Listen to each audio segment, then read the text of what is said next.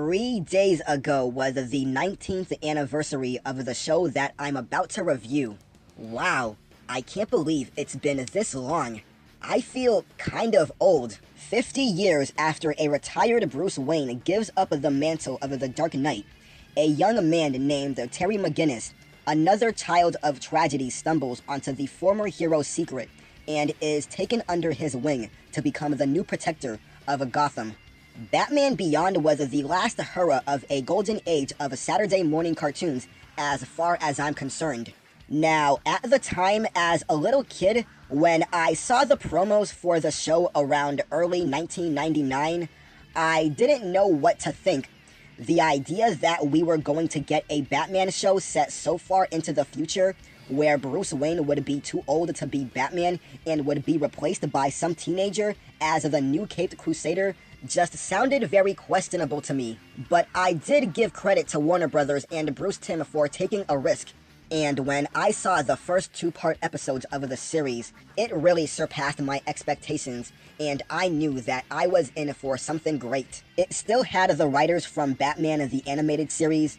Kevin Conroy would reprise his role as Bruce Wayne, and some of the dark themes of Batman the Animated Series were still there. The show itself does feel a bit different from Batman the Animated Series, because when you watch the original Batman the Animated Series, it's basically a show that has darkness and a mystery, gothic, and noir, whereas Batman Beyond has the edginess, tales, and corruptions of a very cyberpunk Gotham City. But the show itself was still a very satisfying spin-off. Batman Beyond was a perfect transitional show in that respect.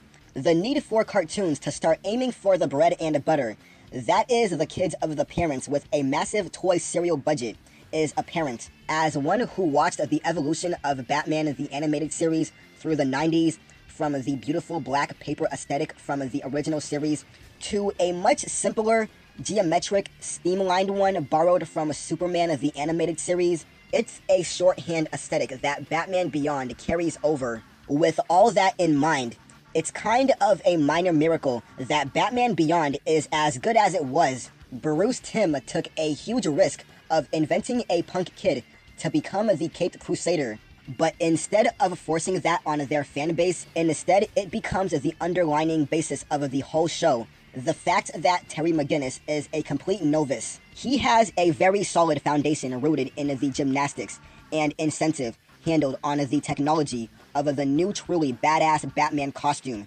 But becoming Batman involves so much more. The problems in trying to mold this kid into someone who can shoulder everything that becomes the mantle are what carry this show.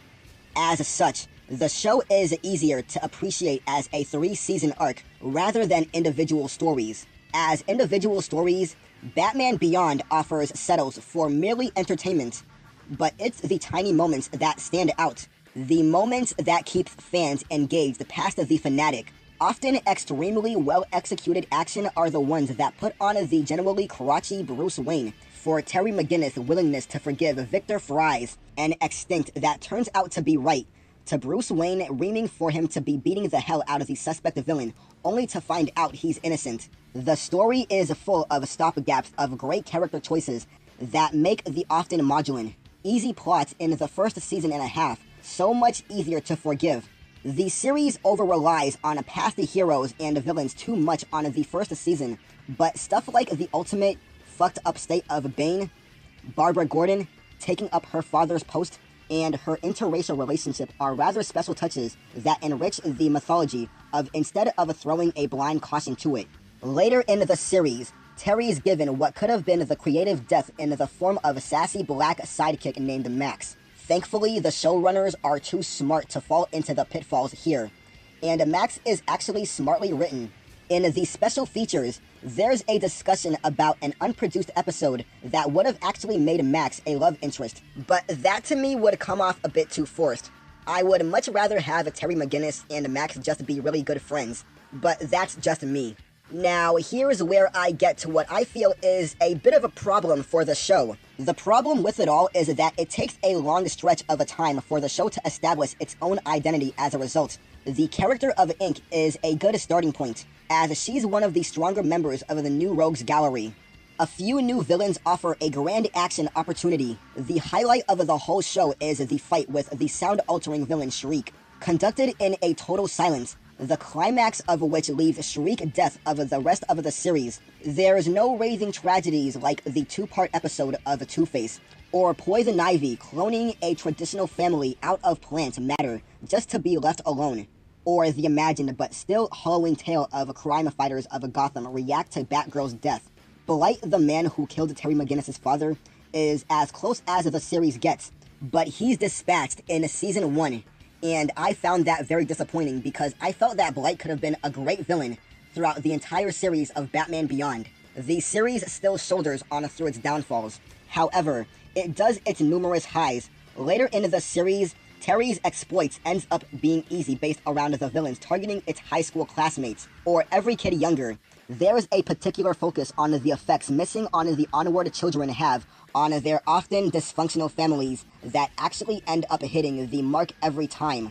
There are more glimpses as time goes on of Terry McGinnis coming on his own as the new Dark Knight, a particular glamorous moment occurring after a minor argument with Max, where a fully suited McGinnis tells her, "Don't call me McGinnis." The edgy aspects of the show seem like a crutch for cool, and the wailing guitars of the typical Blade Runner, Akira landscape of Gotham, but the show eventually embraces the dark side, leading to some genuinely disturbing tales being told. Ink goes from being just as well-designed animation wank to being a chilling case of bodying horror in her last show appearance.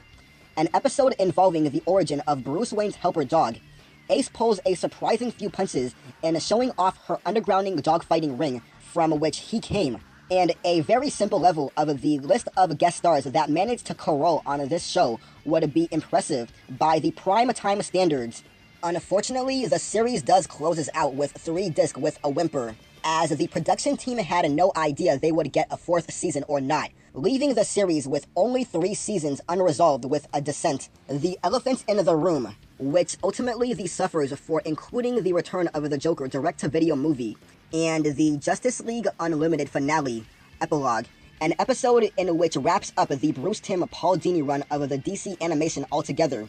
Together, they are not just a perfect send-off of a mature animated Dark Knight adventures, but they also see the full becoming of the new Batman. With the series behind him as a foundation, Terry McGinnis continuing the legacy doesn't seem logical, but right. Batman Beyond is less of a series of adventures, nor does it attempt to make Batman cool as a result. It's 3 seasons of touch, being slowly, gracefully earned, and passed to a younger generation, and it's quite respectable of the journey. Ironically, that actually does make it the last time Saturday morning would be cool, hip, and edgy. Batman Beyond gets a 9.5 out of 10. This is Red Wolf signing out, and I'll see you next time. Peace.